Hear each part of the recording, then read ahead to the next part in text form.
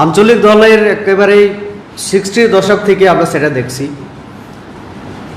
টিইউজেএস থেকে শুরু হয়েছিল, তারপরে সেই দলটা ভেঙে অনেক দল হয়েছিল, আবার একসঙ্গে একত্রে আবার নতুন দল।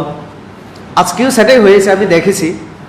আমাদের অগর দেববর্মা উনি মথাতে ছিলেন, তার আগেও তিনি আইপিপিতেই ছিলেন, আবার পুরনো গড়ে আবার ওই একই সময় দেখলাম আমাদের সম্ভবত ধনঞ্জয় ত্রিপুরা, যে আমাদের সাবরুমের কোনো একটা ব্লকের বিএসসি চেয়ারম্যান, এবং বিক্ষুব্ধ যে কিছু নেতৃত্ব মেবার জমাতিয়ার নেতৃত্বে সভাপতি আরও সাধারণ সম্পাদক হিসেবে নির্বাচিত হয়েছিলেন, তাদের মধ্যে এই ধনঞ্জয় ত্রিপুরা সাধারণ সম্পাদক হিসেবে নির্বাচিত হয়েছিলেন।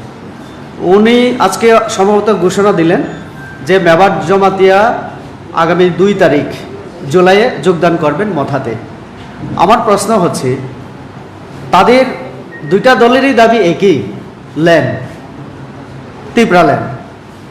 তো যারা এই যে দল পরিবর্তন করছেন তারাই বলুক আইপিএফটি দ্বারা গ্রেটার ত্রিপুরা ল্যান্ড হবে না, বা ত্রিপুরা ল্যান্ড হবে না, বা মথার দ্বারা গ্রেটার ত্রিপুরা ল্যান্ড হবে না, তারাই বুঝবেন। তো কাজে কোথায় গিয়ে কি হবে, আমি মনে করি, আমি আমার সোশ্যাল মিডিয়ার আমার অ্যাকাউন্ট থেকে আমি পোস্ট করেছি যে আসলে এটা আমরা যারা ত্রিপ্রাসা দাবি করি জনজাতিরা, আঞ্চলিক দলের রাজনৈতিক শিকার হচ্ছি আমরা।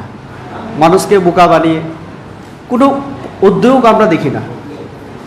আইপিএফটি ক্ষমতায় আসার পরে চুপচাপ হয়ে গেল, ঠিক মাথায় 1 বছর হয়ে যাচ্ছে এডিসিতে, তাদের কি মানে উদ্যোগ কোথায় গ্রেটার ত্রিপুরা ল্যান্ড পাওয়ার জন্য? না সেন্ট্রাল গভর্নমেন্টের সঙ্গে তাদের আলোচনা, না রাজ্য সরকারের কাছে কোনো আনুষ্ঠানিকভাবে কিছুই তো করছে না। একটা বিল পর্যন্ত আনতে তারা পারেনি। মৌখিক একটা তাদের কাউন্সিলের মধ্যে তারা বলেছে তাদের ত্রিপুরা ল্যান্ড চায়। তো এইভাবে তো হবে না। তো কাজেই যারা এক দল থেকে অন্য দলে যাচ্ছে ওই একই, মানে কি হবে তারাই বলতে পারবে।